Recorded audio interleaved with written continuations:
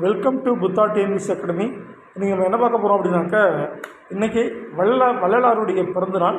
அவருடைய பிறந்தநாள் தமிழக அரசாங்கம் என்ன பண்ணியிருக்காங்க அப்படின்னாக்க, தனி பெருங்கருணை நாள் அப்படின்னு கொடுத்துருக்காங்க. தமிழ்நாடு கவர்மெண்ட் பார்த்தோன்னா எக்கச்சக்க டேஸ் அனௌன்ஸ் பண்ணியிருக்காங்க.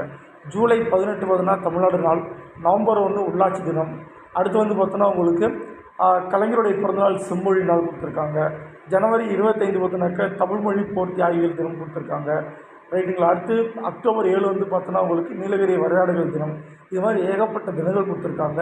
இன்றைக்கி வந்து பார்த்தோன்னா உங்களுக்கு வரலாறுடைய பிறந்தநாள்ங்கிறதால தனிப்பெருங்கருணை நாள் அப்படின்னு சொல்லுவாங்க. ஸோ இவரை பற்றி பார்த்தோன்னா உங்களுக்கு பேசிக்கான டீட்டெயில் பார்க்கலாம் வாங்க. இவருடைய காலகட்டம் 1823 1874. எங்கே பிறக்கிறாருன்னா கடலூர் மாவட்டம் சிதம்பரம் பக்கத்தில் மருதூருங்கிற ஊரில் பிறக்கிறாரு. ராமையா சின்னம்மாள் அப்படிங்கிற தம்பதிக்கு இருக்கிறாரு. இவருடைய மனைவி பேர் பார்த்தோன்னா உங்களுக்கு மட்டுவார்குழலி.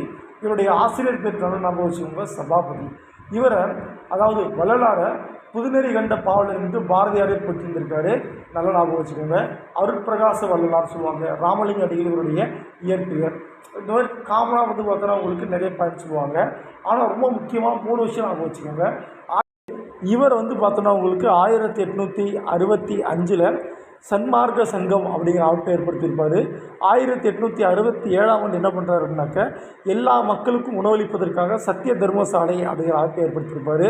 1872 என்ன பண்ணுறாரு அப்படின்னாக்க சன்மார்க்க சங்கத்தை ஏற்படுத்துகிறாரு. 1876 சித்தி வளாகம் அப்படிங்கிற அமைப்பை ஏற்படுத்தியிருப்பார்.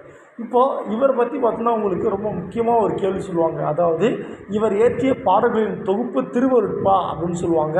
ஆனால் வசனடை கைவந்த வள்ளலார் அப்படின்னு பரிதிமார் கலைஞரால் அழைக்கப்பட்ட ஆரம்ப நாவலர் இவருடைய பாடல்களை மறுப்பா என்று அழைக்கிறார். இவருடைய பாடல் மறுப்பா கிடையாது, திருவருட்பா அப்படின்னு உறுதி செஞ்சவர் யாருன்னு பார்த்தோன்னா உங்களுக்கு தசவதானி செய்குத்தம்பி பாவலர் ஞாபகம் வச்சுக்கோங்க. இவருடைய பாடல்களை தொகுத்து வெளியிட்டார் யார் பார்த்தோன்னா உங்களுக்கு தொழுவூர் வேலாயுதம் பிள்ளைதான் இருப்பாருனாக்க தொகுத்து வெளியிட்டிருப்பார், ஞாபகம் வச்சுக்கோங்க. தேங்க்யூப்பா.